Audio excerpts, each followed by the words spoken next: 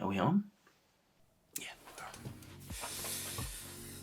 Hi, Dean here from the selfcontainedcreative.com, the place on the internet that tries to help music creatives just like you be fully self-contained in their journey. So today we are looking at making a living from music. Obviously, if you're turning your hobby into a full-time career, just a few little things, as I've done it myself, that you may want to think about when doing so. So I've got 5 things you should think about before going full-time, before jumping ship and making a full-time career out of music. If you are looking to make a living, making a business out of what you love, then the first thing I would say to you is... So do yourselves a favor and just give up! No, I'm just kidding. Making a living out of the music industry isn't easy. It takes determination, drive, and an iron soul, if you like. But it is very much worthwhile, and it's something I would recommend to anybody. So the first point is, should you even be setting up your business? How dare you? Now this might seem counterproductive, as this video is about making a business out of your music career. But starting a business, any business, takes planning, and it should also be timed right. So, should you be registering your business right now?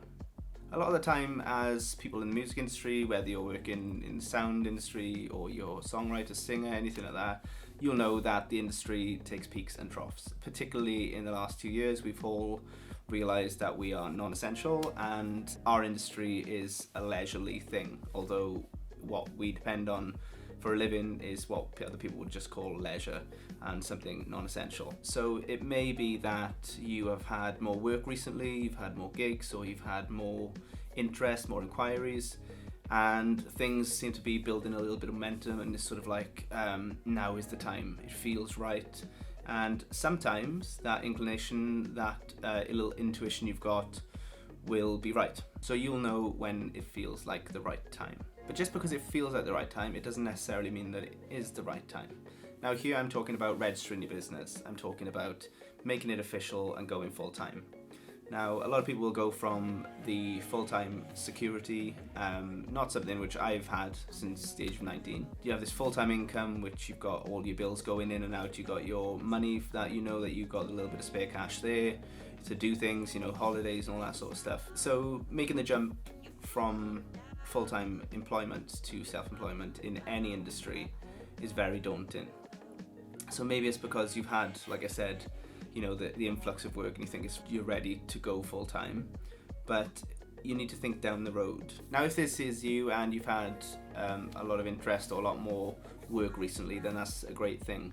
But I would say personally, going from a full-time wage, a full-time income, to being completely full-time self-employed in the music industry is something which should happen gradually.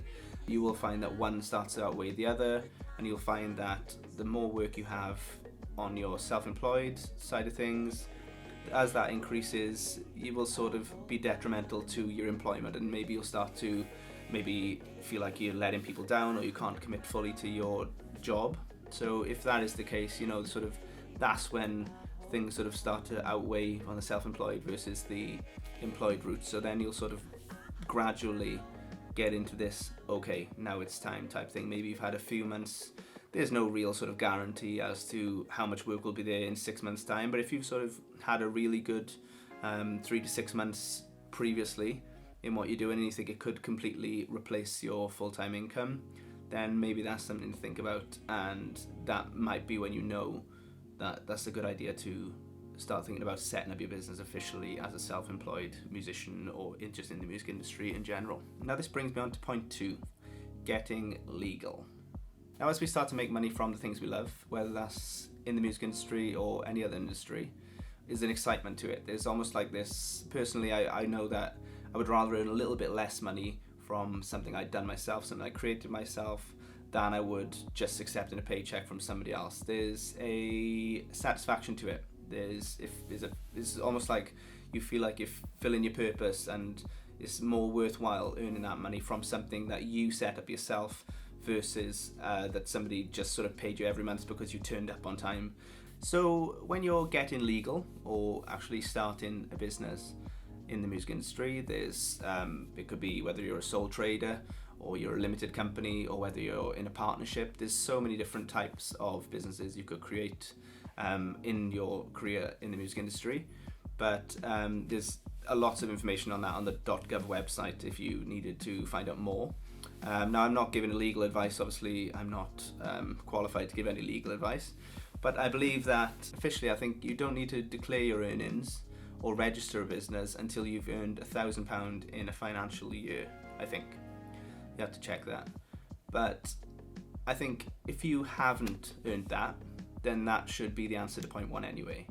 So if you haven't earned £1,000 in your journey so far, then that's a good indicator to say that, right, this is not the right time, because you can't live on £1,000 for the year unless you live in the mountainside somewhere. That should be the good indicator there in itself. So you don't need to actually register or declare your earnings until you've earned £1,000 in a financial year. So how about if you keep your job and you do earn £1,000 in that year?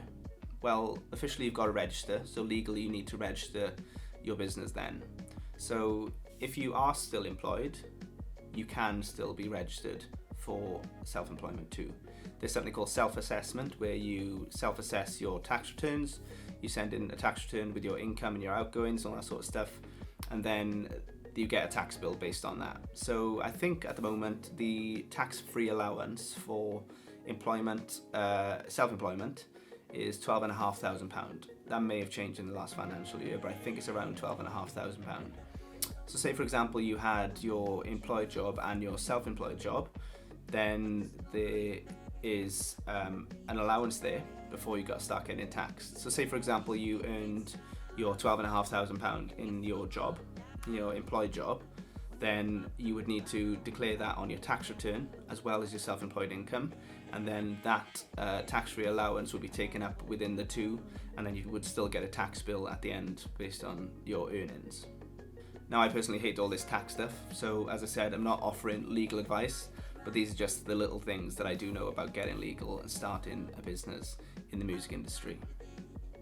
So point 3, this is a short one, but a very important one. What is the plan? What is your plan? If you're starting a business, any sort of business, then as I said in point 1, it takes planning, it takes timing, it takes all sorts of things to get it right, to get it off the ground and give the best chance of success from the off. So what is your plan? If you don't have a plan, then turn this video off, go and get a plan before you even think about registering your business and going full time. So when I first started, I started in the cabaret scene. I was doing song covers in holiday parks, weddings, that sort of thing. And a lot of my work came from agencies. So I would give a month's worth of bookings, maybe a month's worth of weekends, Friday, Saturday, Sunday, every week, to an agent. Then they would get the work, then I would have to pay them commission based on what I had earned. So for me that was good because it was almost guaranteed work. I mean, it's never guaranteed, but there was enough work out there on that sort of circuit that I knew I could cover my bills. So that was a good starting point for me. But it may not be the same for you. So if you're working in maybe the sound industry where you're doing live sound services, might take a little while to get your name out there and get people to trust you and want to work with you, that sort of thing. So these things do take planning. The thing is with the industry that we're in is when it's good, it's good. When it's bad, it's terrible. So, just make sure you've got a plan in place. Make sure you've got a plan for your income, planning for your outgoing, planning for your marketing, all that sort of stuff. And just a general plan as to how you're going to make this thing work. Now, what if your plan, your idea, is going to work, but it's going to take time? The thing you really want to do is sort of down the line here, and maybe this is where you're starting at, but there is opportunity. It brings me on to point 4. So point 4 is don't be afraid to diversify. So when I first started out, my plan was I was going to be a touring singer-songwriter, cover artist, just travel around the UK for the rest of my life, and that was it. Quite a bold plan, I know. So since I started, I had an interest in my own marketing. So part of that was I was like, okay, how can I self-promote? How can I promote myself in more of a sort of cost-effective way? Because nobody wants to go and pay expensive prices for audio and video production. So I was like, how can I earn my living from what I'm doing, and how can I promote myself? So I started getting into recording my own music. And this took me into a university where I went and did a sound engineering degree, which I wouldn't recommend for anybody. I don't really think it's a degree which you need to be able to record your own music, especially in today's age. But I went and did it anyway, and since then I've even gone into video production. I owned my own studio for a few years, and quickly I realised that I had lost my way. I'd lost what I really signed up for. When you spend more time working on other people's music, it was like, right, this is more I started, this is more what I signed up for. So although it did help me in a lot of ways, also it was something which it sort of took me off track, if you like. So diversifying might not be for everybody. If you are a singer-songwriter and you just want to be an artist, then learning little traits like how to record your own music or your own videos, that sort of thing, is good. But it may not necessarily be what you want to do for other people, like I ended up doing, and that's fine. So it takes a lot of work to do that sort of thing, just to be a sort of a one-trick pony. And my main point is that diversifying in the music industry will allow you access to more contacts, to more skills, and ultimately a more of a community within the industry, which you can always tap into if you need to. So just be open-minded. There is work out there for everybody. You just need to be open-minded as to what that might look like. And as a stopgap, as a self-employed person, sometimes you need to do things which will allow you to keep your head above water for a few months while you work out what you're going to do next. So my fifth and final point would be to get comfortable with rejection. There are so many variables to what is seen as success in the music industry. So if you were planning, like me, to be a cover artist and do that, then there are thousands of people doing it, and it's such a flooded market. I mean, I'm lucky in a sense that I've managed to find success in that, and I probably could carry on doing that, whether it's through agencies or private bookings. I've built up a group of contacts, a network which I can rely on, and I could carry on doing that for a long time to come. But if you don't get that initially, then it can be a difficult pill to swallow to get started and to not sort of get that success initially. So that's why timing and planning is critical in actually setting up a business in the music industry as a self-employed musician or anything else in the music industry. So part of what we do as self-employed people is self-promotion. So self-promotion means phone calls, it means emails, and it means messaging people which are complete strangers. These people, they don't owe you anything, they don't know you, and in these instances where you're contacting people on the sell, you're constantly on the sell, because that's what we're doing. We may think ourselves musicians, but ultimately, if we are trying to make a living from something, we are all salespeople. So we spend our time talking to complete strangers, and like I said, they don't owe us anything, so as our first port of call, it's really important for us to keep character.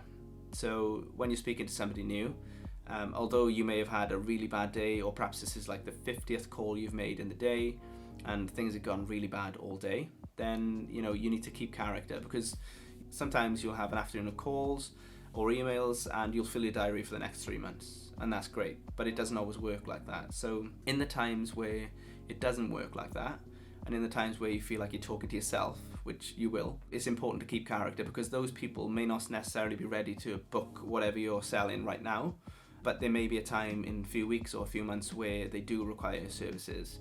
So I would say in the times where you do get rejected, it's also important to keep that character, because people won't remember necessarily what you were selling, but they will remember how you made them feel. And if that was you were impatient or aggressive on the phone, or you didn't like what they said, then they will remember that as much as they will remember if you're a nice, pleasant person, and maybe they needed time to look at your marketing, they needed time to look at your audio clips or something like that. But in that meantime, if you were a complete arse to them, then it's very unlikely they'll call you back, even if they do like your stuff. So just get comfortable with rejection, and in those times of rejection, just make sure you keep that character and make sure you stay true to what you're trying to achieve.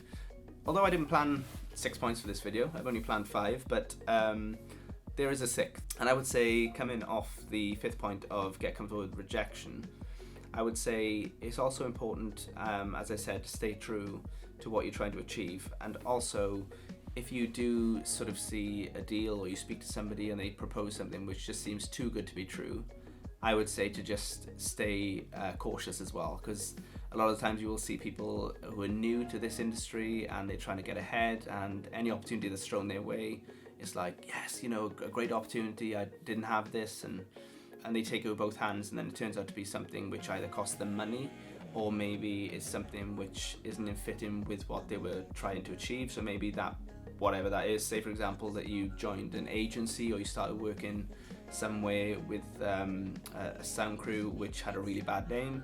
If you're associated with that, then a lot of the times that can be detrimental to the bigger picture, to what you're trying to achieve. So that bonus point, if you like, point 6, I would say just be cautious and don't just grab every opportunity. Be cautious and just make sure that what you're trying to achieve isn't hindered by how you get there and sort of who you work with. So just be careful with that as well. So I hope that helped. If it did, let me know in the comments below. If you have started, I would love to hear how your journey's gone so far, or maybe you haven't started and there's certain things holding you back. So let me know in the comments below how it is for you and how your journey's been so far. And also, particularly if there's any sort of bad stories, because that point 6 has just come to me. But yeah, so I would love to hear if there are any sort of bad stories you've had about working with people which you thought would get you ahead but didn't. Thanks so much for joining me today on this video. I do appreciate your time, anytime you can spend with me on this channel. My main aim is to help you in your journey to being fully self-contained in the music industry, so hopefully that is happening. As always, you can get some free resources over my website at www.selfcontainedcreative.com. You can learn home recording, you can learn videography, everything that will help you in your journey to being fully self-contained. So pop up to the website, have a look in the resources section there as well. I will see you on another video, but until then, stay tuned, stay subscribed, and stay creative.